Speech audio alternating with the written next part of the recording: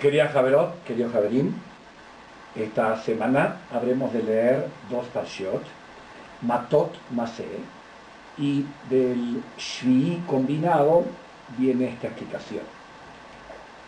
Una de las instrucciones previas a la llegada a Israel era nombrar, organizar 6 ciudades de refugio.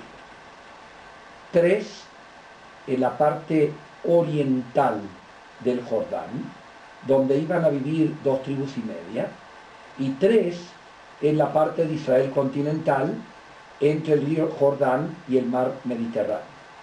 Las 3 ciudades iban a estar equitativamente equidistantes para que los leviim la administren, y en esas ciudades se podían refugiar aquellos que cometieron algún asesinato sin ningún tipo de intención, beshogeg, y da a la Torah ejemplos, que realmente se pueda establecer de que fue sin intención, porque no había motivación, y el señor que cometió ese crimen sin intención se refugiaba en la ciudad, porque si no el vengador de sangre, Goel Hadam, podía matarlo sin juicio, porque como era familiar del muerto, de la víctima, podía actuar solo.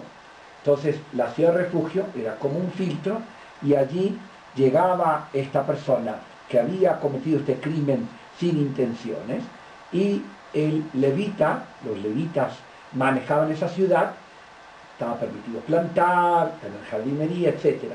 Pero, interesantemente, la Torá, y luego Maimónides lo explica más, cómo debían los levitas manejar esto. Por ejemplo, no se podía cobrar alquiler al señor que llegaba allá, había que brindarle comida, y era realmente un refugio cubierto económicamente por el sistema. Hay 2 datos interesantes en el tema de la ciudad de refugio. Uno, que la persona que cometió ese crimen sin intención debía quedarse en esa ciudad protegida hasta que el Cohen Gadol falleciera.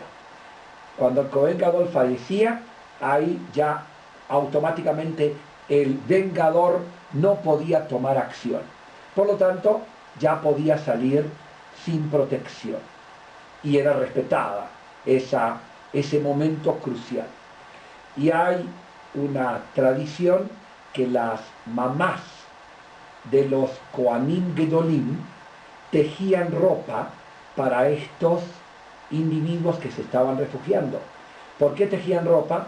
Para evitar que la persona que se estaba escondiendo en la ciudad de refugio no rezara por la muerte del Cohen Gadol, porque con la muerte él podía salir a donde quisiera. Entonces rezaban para evitar de que rezaran por la muerte de su hijo. La mamá del Cohen Gadol hacía cosas en beneficio, en beneficencia de estos, entre comillas, reclusos en las ciudades de refugio. El otro dato interesante es que aparentemente estas ciudades son nuestro primer intento urbano, porque éramos una sociedad totalmente agrícola y no había aldeas, ni aldeas había. La gente vivía totalmente esparcida, quizás había una pequeña concentración en Hebrón. Lógicamente, cuando ya se construyó el templo, que es 400 años después de la conquista, ya tenemos una ciudad como Jerusalén.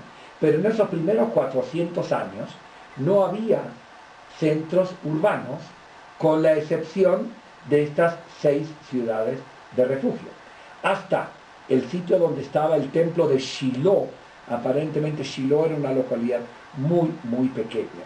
Y entonces había reglas donde se podía plantar, cuántos jardines, alrededor de la ciudad, dónde se podía hacer y no se podía hacer. Entonces es nuestro primer antecedente de urbanización. Muy interesante. Shabbat Shalom Umevorah.